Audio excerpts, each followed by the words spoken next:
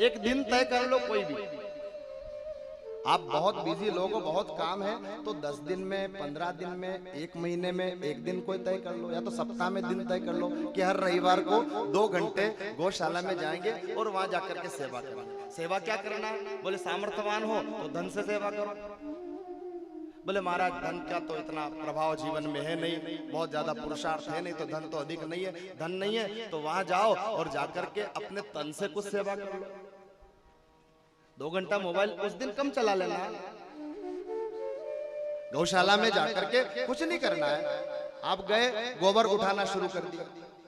2 घंटा 1 घंटा जितना आपको श्रम हो कर सकते हो उतना 1 घंटा गोबर उठा दिया। गौ माताओं को भूसा डाल रहे हैं वहां के सेवक, उनको कह दो कि दादा आप थोड़ी देर बैठ जाओ, थोड़ी सेवा में कर लेता हूं।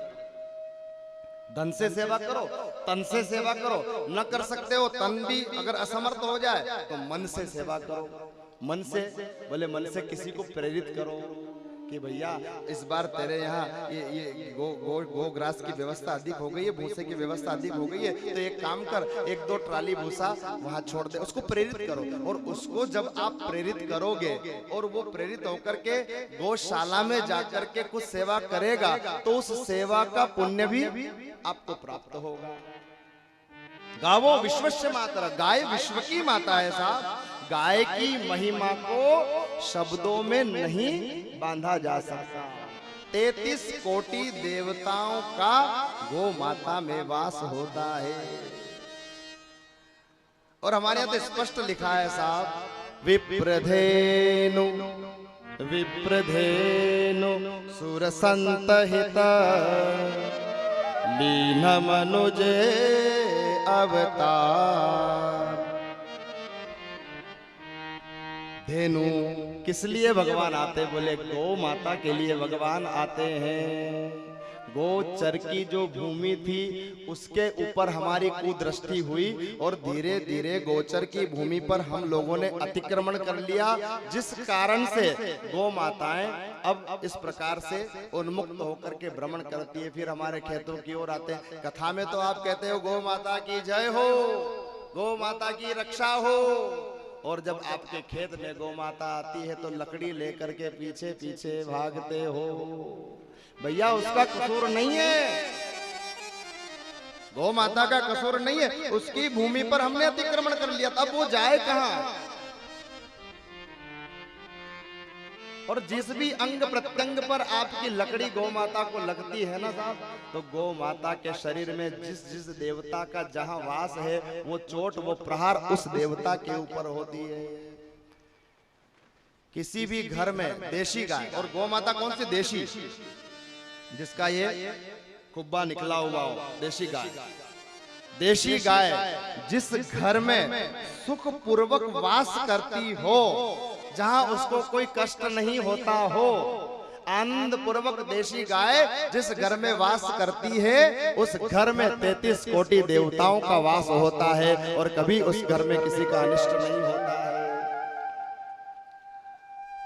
ये गौ माताएं जो भटक रही है ना था, कुछ नहीं, खाली किसान ही हम लोगों ने इसलिए छोड़ दिया कि दूध देती नहीं है। 2, 4, 5, 6 बार 3, 4, 5 बेत होंगे, उसके बाद फिर वो ब्याएगी नहीं, दूध भी देगी तो 1.5-2 लीटर दूध देगी। और हमारा भाव तो धन में है।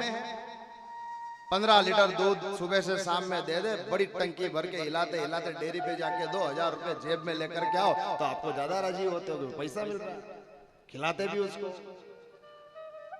आपके व्यापार और व्यवसाय के लिए आप भैंस रखते हो, मेरी मनाही नहीं है, लेकिन अगर 4 भैंस का भूसा आप एकत्रित कर रहे हो तो साथ साथ एक देशी गाय का भूसा भी एकत्रित कर लो। भले वो दूध देती हो न देती हो, वो भैंस की सेवा करने से पुण्य मिले ना मिले, जीव की सेवा करने से पुण्य मिलता ही है, लेकिन गौ माता की अगर आप सेवा करते हो तो आपके साथ साथ आने वाली पीढ़ियों का भी उद्धार उसमें निहित होना प्रारंभ हो जाता है। सेवा करो। गौ माता की महिमा शब्दों में कोई बांध नहीं सकता। मनुष्य अगर गौ माता को महत्व देना सीख ले तो गौ माता उसके हर दुख को दूर कर देती है। पंचगव्य बनता है गौ माता का, गौ माता का दूध, गौ माता के दूध से बना हुआ दही, गौ माता के उसी दही से बना हुआ घी, गोमूत्र और गोमय गोबर, इन पांचों का निश्चित आयुर्वेद और धर्मशास्त्र की मान्यता और उसके अनुसार इसकी मात्रा को मिला करके पंचगव्य यदि प्रतिदिन व्यक्ति सेवन करना प्रारंभ कर दे, यज्ञ में जो जो बैठे उनको अनुभव होता है, पंचगव्य पिलाया जाता है। पंचगव्य प्राशन यज्ञ के अंदर गौमूत्र, गोबर, गौ दूध, गौ दही, गोघृत, इसके द्वारा पंचगव्य निर्मित होता है। इस पंचगव्य को नियमित रूप से अगर व्यक्ति निश्चित मात्रा के अनुसार पीना प्रारंभ कर दे तो उसके ऊपर सर्प का जहर का भी प्रभाव नहीं होता है। कुछ महात्मा लोग तो इतना तक कहते हैं कि मीराबाई नित्य पंचगव्य का सेवन करती थी, इसलिए राणा ने जो विष भेजा ना, ठाकुर द्वारिकाधीश की तो कृपा है ही, लेकिन ठाकुर की प्रिय जो गौ माता है, उस गौ माता के पंचगव्य का रोज प्राशन मीराबाई करती थी, तो ठाकुर ने जो जहर भेजा वो जहर भी मीरा के अंदर जाकर के अमृत बन गया। आपके बच्चे रोने लग जाए, आपका भाव होता है कि कहीं नजर लग गई है, स्वास्थ्य खराब हो गया है, ठीक नहीं हो रहा है, डॉक्टर ने इलाज कर दिया, देशी गाय आपके घर पर जो हो, उस देशी गाय की पूंछ को पकड़ करके और बच्चे को उसके पास ले जा करके 11-21 बार मानस की सुंदर सी चौपाई, मंगल भवन अमंगल हारी, द्रवौस दशरथ अजिर बिहारी, दीन दयाल बिरद संभारी, हरौ नाथ मम संकट भारी। जो भी संकट है, नासे रोग हरे सब पीरा, जपत निरंतर हनुमत बीरा। 11-21 बार उस पूंछ से उस बच्चे के ऊपर झारा दे दो। मैं तो आज गौशाला गया ना, तो सरपंच साहब अपने यहाँ मगराना वाले भवानी शंकर, मैं जब वहां बैठा है गौ माता आके खड़ी, तो उनका इतना भाव जागा कि वो गौ माता की पूंछ को उठा करके मुझसे कहे, बोले बाप जी थोड़ा माथा नीचे करो। मैंने सिर नीचे किया और वो चौपाइया बोल करके मेरे ऊपर ही उसका झाड़ा देने लगे गौ माता की पूंछ का। बच्चे को कितनी भी नकारात्मक ऊर्जा सता रही हो, 11-21 बार चौपाई बोल करके, या तो केवल गौ माता का नाम लेकर, केवल नारायण नाम लेकर के उस पूंछ के बाल को बालक के माथे से बार बार अड़ाया जाए, तो उस बालक की नकारात्मक ऊर्जा का नाश होता है और वो स्वस्थ हो जाता है। गौ की बहुत महिमा साहब, उस गौ के लिए तो भगवान आए हैं, भगवान आते हैं, गायों को चराया है भगवान ने, नंगे पैर चलाया। इतना कहा है कि गोधूली वेला जो होती है ना, गोधूली वेला समझते हो आप सब लोग? गोधूली वेला समझते हो? जब शाम के समय गौ माता खेत से घर जाती है और जब नगर में प्रवेश करती है तो धूल उड़ती है।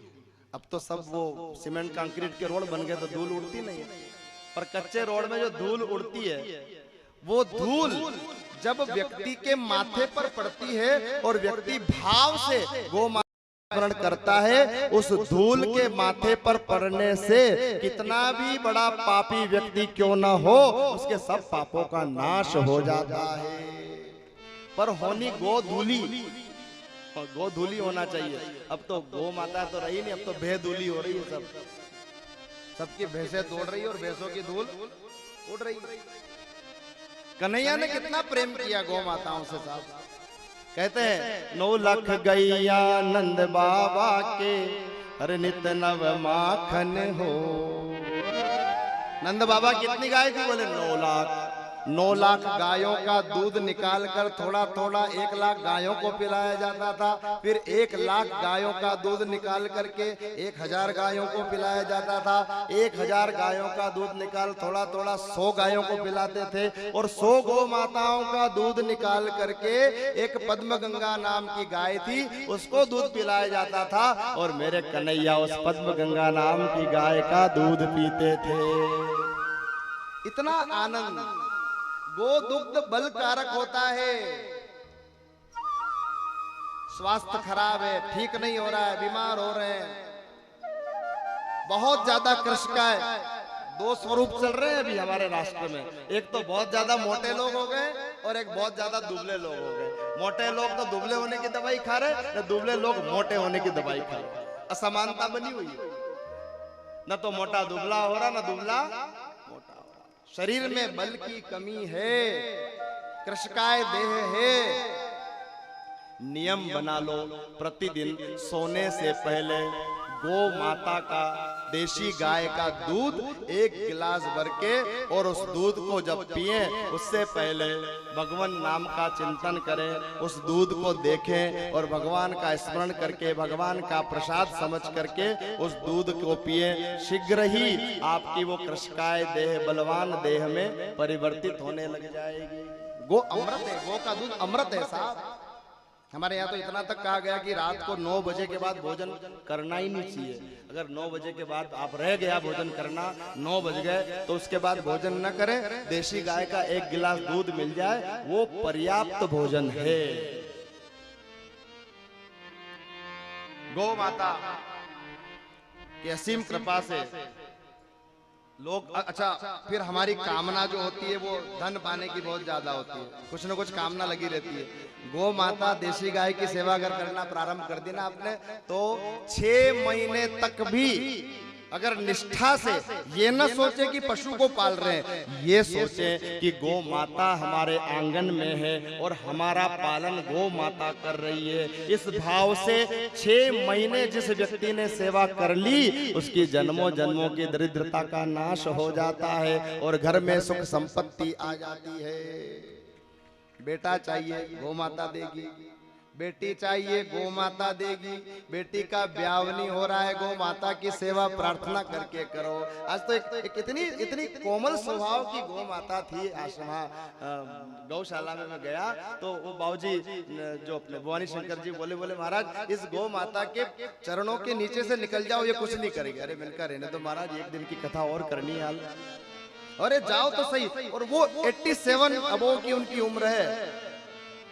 बात करते करते मैं कुछ कहूं इतने वो 3 बार गौ माता के नीचे से इधर उधर निकल गए और गौ माता स्थिर खड़ी।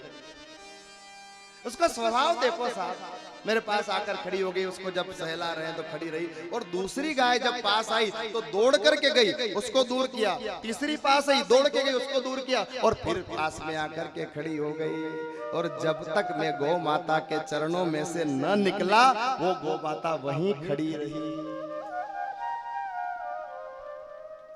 इतना सुख बे माता नहीं देगी आपको जितना गौ माता देगी। और गौ